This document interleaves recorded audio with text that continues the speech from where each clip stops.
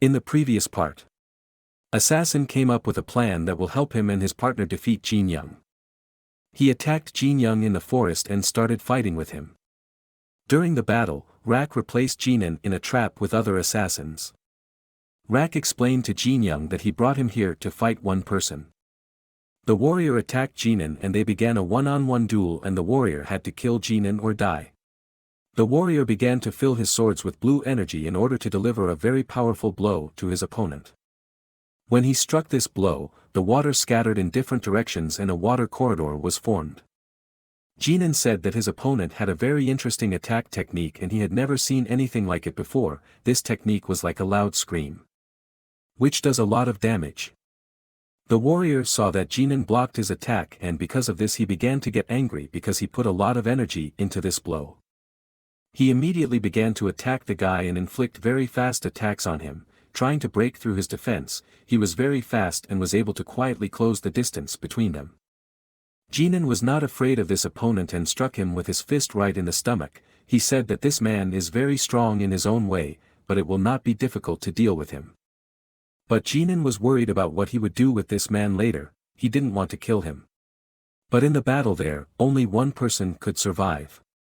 Black assassins who had been walking on the rocks all this time and watching him. He noticed that among them there were several unusual people. He watched a man who sat separately from everyone. He looked like the captain of all these black assassins. Sertan said that fighting the commander of the black assassins would be very dangerous due to the fact that his assistants are here. The situation could be very difficult for them. Jinan struck at his opponent in order to destroy him as quickly as possible. This warrior was a very weak opponent and killing him was not difficult and the guy did not want to spend a lot of energy on him. He punched him directly in the face and used his energy which doubled his punching power. His opponent was unable to stay on his feet after receiving such damage and flew back. Now the most important thing for him was to deal with these opponents who were next to him. They were the main threat. Of blue lightning appeared in front of his face and he did not expect to see it. Assassins appeared and held a blade in his hand. The guy's body was bound by lightning. He sat on his knees and moved his body a little. Cancer said that the warrior was defeated in the battle and his master disgraced him again, for which he will have to die. Jinan was trapped. Black assassins began to surround him and they appeared in different directions. There were a lot of them. Cancer said that his assistant could not cope with this guy and now he will have to finish this case again and ordered his henchman to kill the guy. Jinan was able to break the shackles and get out of the trap, but it was too late because he was attacked by black assassins. But suddenly another person appeared on the battlefield and with quick movements of his sword was able to kill these assassins and save the couple. Cancer didn't understand what was happening. He wanted to find out who intervened in this battle and helped the guy. It was the guy's mentor. He felt that something terrible was happening here and decided to help the boy so that he would not be killed. The master asked the guy why he came here alone, and said that if they fight together in the future, it will be much easier. No, Jin Young replied that he could handle it himself. Cancer began to smile when he saw that his old mentor came to the aid of this guy and said that he had made a big mistake. He regretted that he allowed this warrior to fight the guy one-on-one and spent a lot of time on it. The master attacked the captain of the black assassins and at that moment all Cancer was thinking about was that he had to kill the guy back in the forest. The master was unable to inflict damage on this black assassin because as soon as he touched his body with his sword, the assassin immediately disappeared at that moment.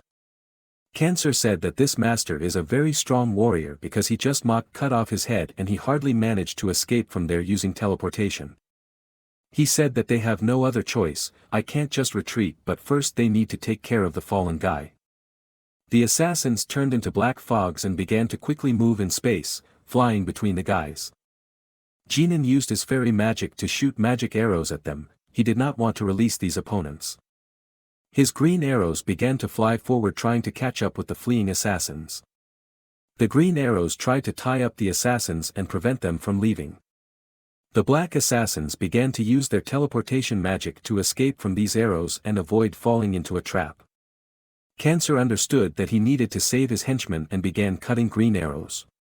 He tried to destroy these arrows so that they could no longer interfere with him and his assistants. Cancer said that this boy is much stronger than the stories he heard about this guy. He said that now they need to leave, but they will meet with him again later when the black assassin is better prepared for this meeting. He turned into black fog again and began to fly in the air like a flying snake. Jin Young said that the master came very on time and to the right place, to which the master answered him that he felt that the guy needed help and responded to this call. He said that this call for help was so weak that it was difficult to notice, and this time it was just luck that the master was able to find it. Jin Young said that he didn't need to come here and it was a bad idea, but he felt excited and decided to play with these guys as if it was just a game. He wanted to catch at least one person from their gang and find out who they were. And why they came here. In the end, he didn't catch anyone and just disgraced himself. It was already night outside and the moon was shining very brightly. The servant came to his master and reported the news that all the iron blood demons were already dead. The gentleman in the golden mask was very upset by this news. He hoped that some warriors would be able to return after this battle. The servant said that he has very little information, but he assumes that their enemies have moved and secretly mobilized their black assassins. The gentleman said that this news upsets him. The servant suggested sending these people warnings and explaining that it is better not to do this. The gentleman said that there was no need to send a warning because it would not bring his fighters back. He was upset that the blood exorcists died, but nothing could be done about it. He said that there are more important things to do now, and when should I do them?